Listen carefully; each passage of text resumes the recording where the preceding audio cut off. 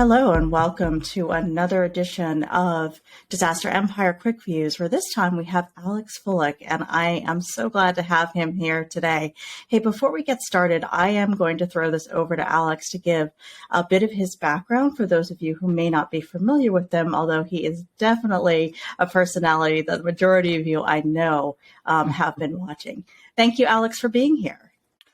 First of all, thank you, Ashley, for inviting me. I really appreciate this opportunity to have a chat with you. So thank you, first of all. A bit about myself. I have been in this industry for unbelievably 26 years, as of just a couple of weeks ago. Before Congrats. Y2K. Oh, yeah. I can't believe it's that long. And I have an extensive background in project management and program management as well, which I leverage in business continuity and resilience fields. I've traveled the globe, literally around the world on same trips. So that was kind of a nice little fun fact, actually. Presented at conferences around the globe, from Philippines, all across Canada and the US, all across Europe, even China and Australia. So I've been a nice world traveler as well. I've published 8 books and writing on the 9th right now. And as maybe some people know, I have the voiceamerica.com talk radio show, Preparing for the Unexpected. I'm in the middle of my 22nd season, and believe it or not, and the longest continuously running podcast or talk show or whatever word you want to use that talks about, what we do. Yeah. And I have a YouTube channel for the last 2 years. Excellent. Also addressing the same kind of topics, but a little bit bigger in scope. So that's really me in a nutshell. Thanks, Alex, and congrats on coming up to 22 years and then your longevity in the industry. And, that's a long tail with a great deal of experience. So make sure I'll link everything below so that the audience can go ahead and check out more of the offerings that you have if they aren't familiar. And so speaking of that, do you have another fun fact? Although I think you grabbed a few in there just talking about your upcoming book, too. Well, a few fun facts. I'll say that 10 times fast. Well, I am an author. I have taught myself how to play guitar, bass, drums, and synthesizer. Nice. I used to be a vocalist for a band a long time ago. And to the detriment of my dog, I still do that at home. And I have dual citizenship with the UK and Canada. I was born in the UK. Okay. And one thing some people don't know about me is I am a practicing Buddhist. Ah, all right. Thank you for sharing that. So great. I'll have to have you back to talk about that because there's a great deal of resilience in that practice. So thank you for sharing. And we've had a few musicians actually so far on Disaster Empire Quick Views. So it seems to be a great affinity for our work.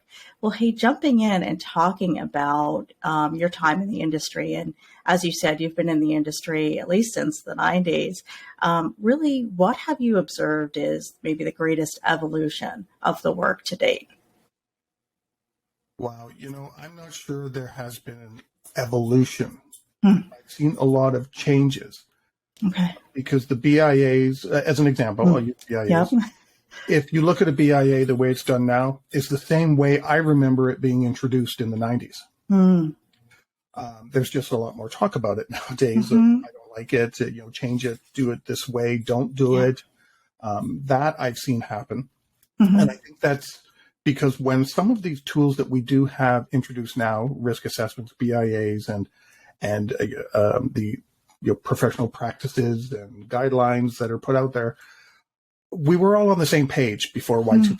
So we were all doing it the same way. It was all new. We all had the same end goal. We had all the same time frames. We had all the same impacts, things that could happen. Well, now that we got through that, what I have noticed is as time goes by, it's the same things that before Y2K. It's just that now we have the ability to think differently on how to do these things. Yeah. Because I'm, let's say in pharmaceuticals, I'm not going to do the same thing as a manufacturer who will be doing the same thing as a financial institution. And so I'm finding now where we're going is the different ways of doing these things. And traditionalists don't seem to like that too often, but I see that's where things are going. And I think another part of that is also the introduction of so many different standards, which in some respects, it's like all these standards are trying to get everybody together again to do all the same thing. And it doesn't work for everybody. Yeah. We can't say on one hand, you got to do what's good for your organization and fit for purpose and things like that, and then throw a standard at everybody and say, but you have to do it this way. Well, it's contradictory.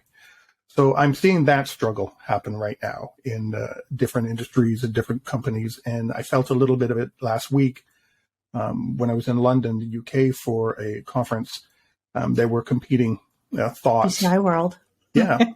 They were, I didn't know if I was allowed to. No, absolutely. It was. Absolutely. They were competing ideas, and some people didn't like hearing those new ideas. But I think if we want to move forward and we want to grow, then we have to take in these other ideas. And I think that's where things are right now, is where people are breaking away from just the traditional to do actually what we said, do what's fit for purpose and have new ways of doing things to get to the same end goal. You and I could take a trip and say, we're going to Sydney, Australia.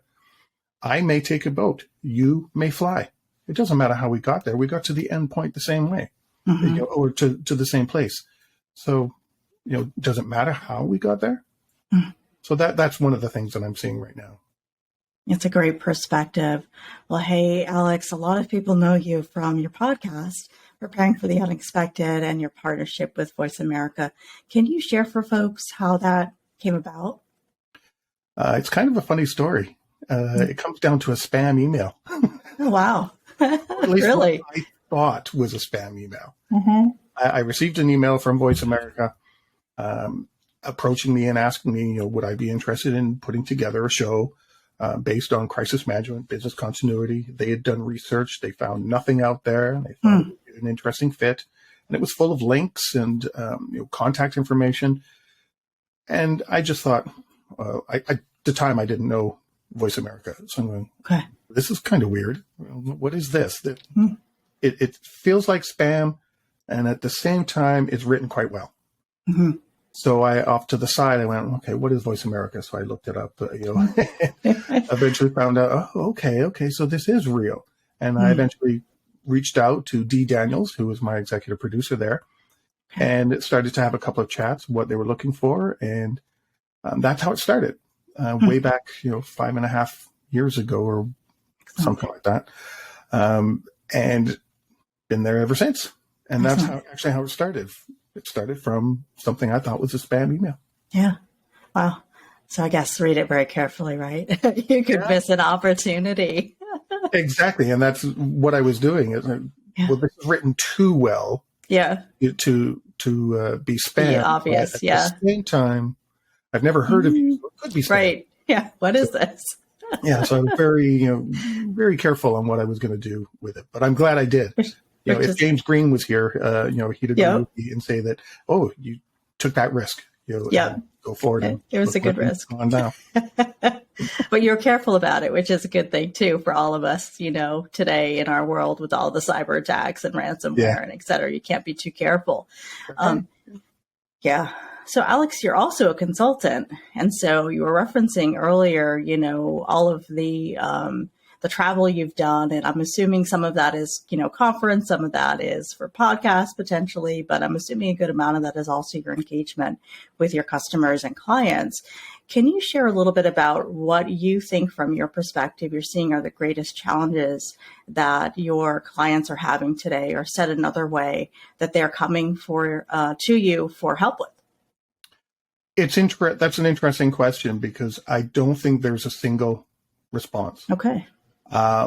It really seems to be impacted by what they've either just gone through, they're going through, or what they've seen in other parts of the world. Concerned about, and because there's been instances where a client has had a recent incident and found that their 700-page binder of Yep. processes was completely useless and out of date, not updated, nothing. And so they needed help. We need to rebrand and rebuild and redo this whole thing so that it becomes workable, because no one knew about it. And then there's just, we put all this stuff together, but we're not sure how to really exercise it. So then that comes in. And then there is the look at, especially right now after COVID, suppliers and vendors and third parties and different partnerships that are out there. It's like, well, how do we bring all these people together? We need to find out what they're doing. Everybody's asking us what we're doing, but how do we do our stuff with all of them? How do we get them involved? How do we exercise with them? What can we give them? What should they be giving us?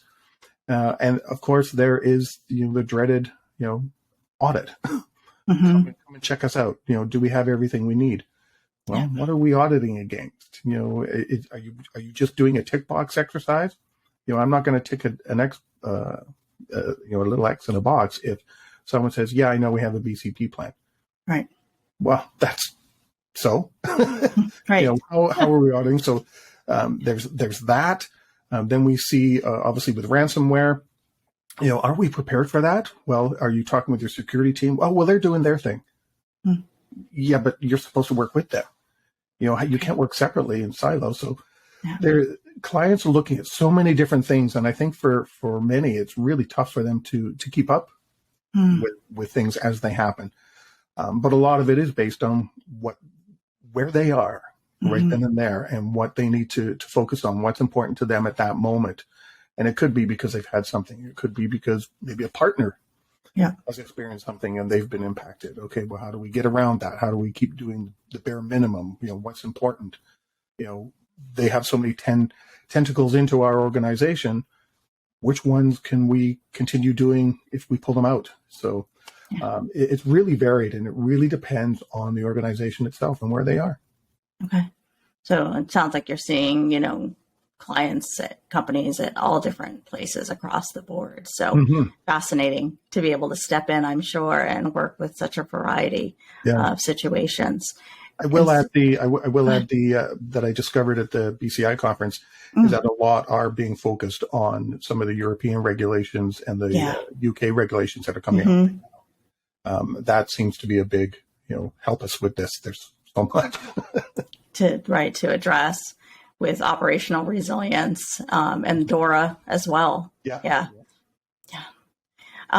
Hey, and speaking about that, so looking ahead, and you referenced COVID and looking ahead post-pandemic and into the new year, what do you think either professionals or companies should be looking to address? And, if you want to speak more about the UK regulations or aligned, I'm sure people would love to hear more about that. Well, one of the big things that I'm seeing that we're going to need to address as professionals is, and only because I heard it last week, not just at BCI, but I heard it at a client site.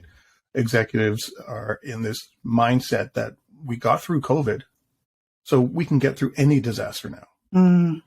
Always a danger.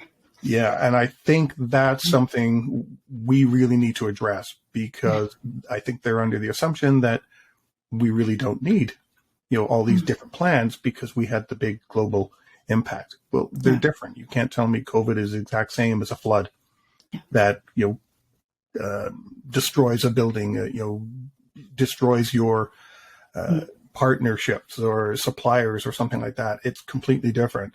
You can't, an active shooter is a different situation. You can't tell me just because you went through COVID, you can manage an active shooter. They're not. They're completely different. And I think that's going to be one of our biggest challenges going forward, is we have to get these executives to change their mindset that that's not true. And if they are thinking that, then we haven't done a good job so far of explaining what it is we do. We haven't built the proper networks in place, to create that operational resilience, which then goes to address some of these new standards, like you mentioned, in the UK, and DORA, ISO 22301, or if you're following BSI, or you're following DRI or BCI, or there's so many more. If we can't get that mindset, then all those standards will not come into play. they will not unfold the way we want them to, because it will revert, everything will revert right back to a tick box mentality, or, well, we've been through one, we can do the rest. Yeah. And that's not always a danger. Yeah. Yeah. Huge danger. Yeah. Get a complete sense of security when anything can happen.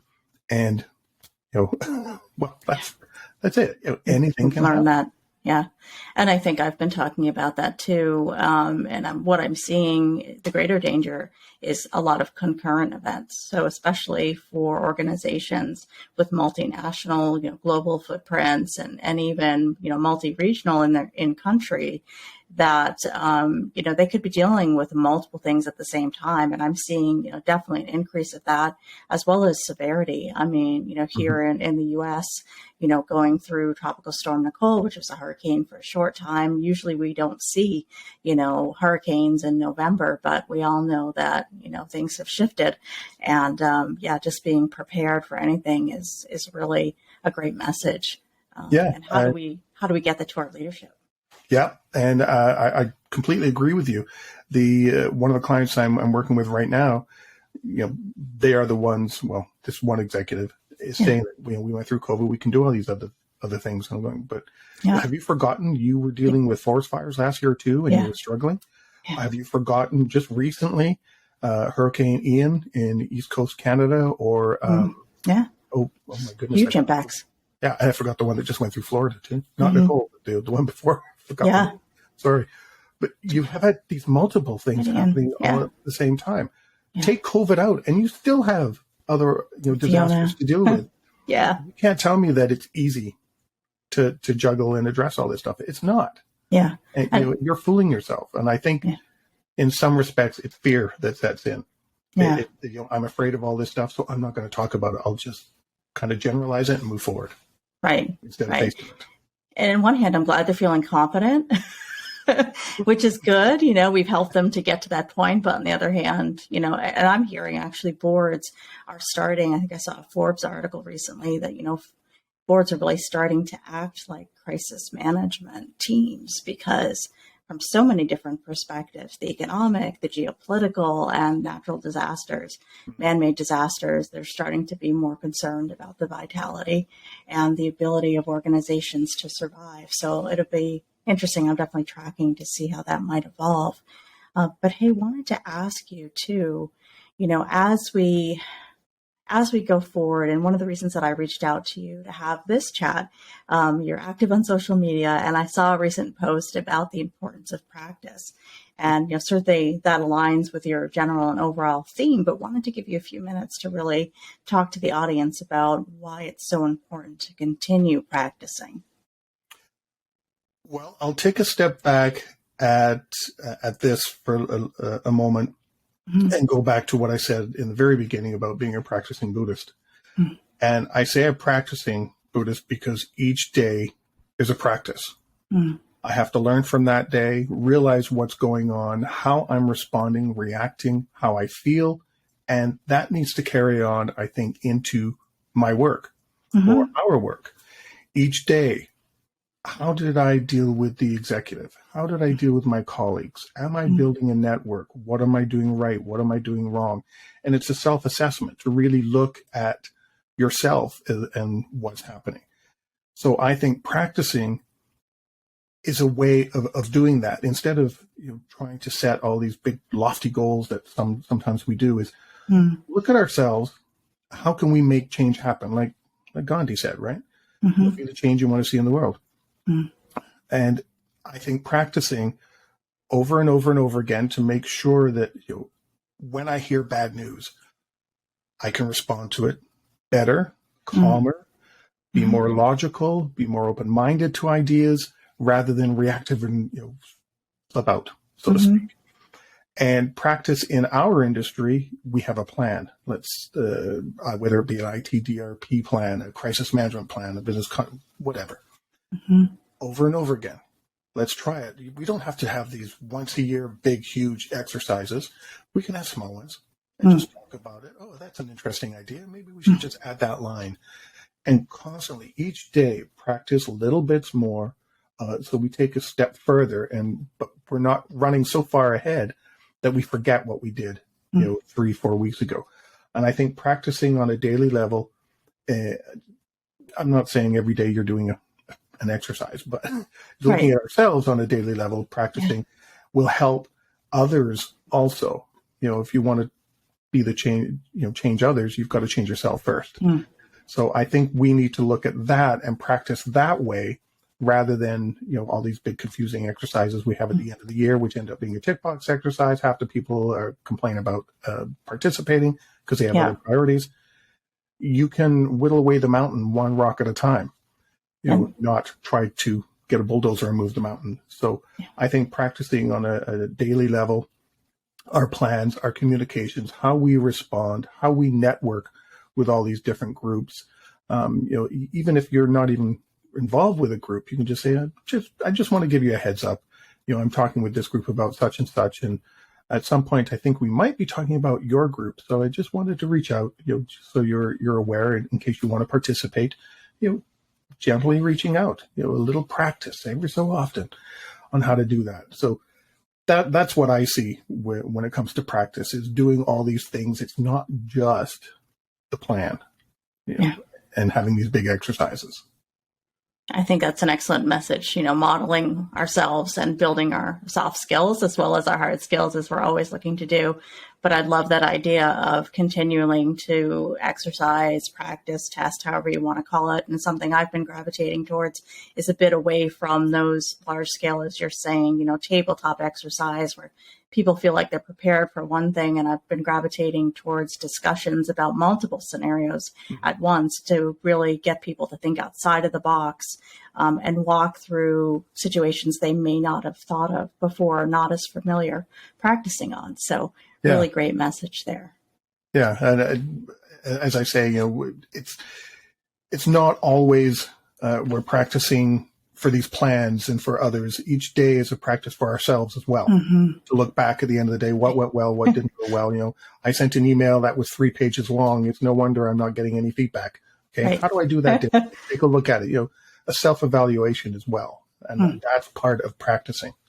Yeah. Or like you said, noticing, that input from a senior leader and then thinking about, okay, this is an opportunity instead of getting frustrated about it, right?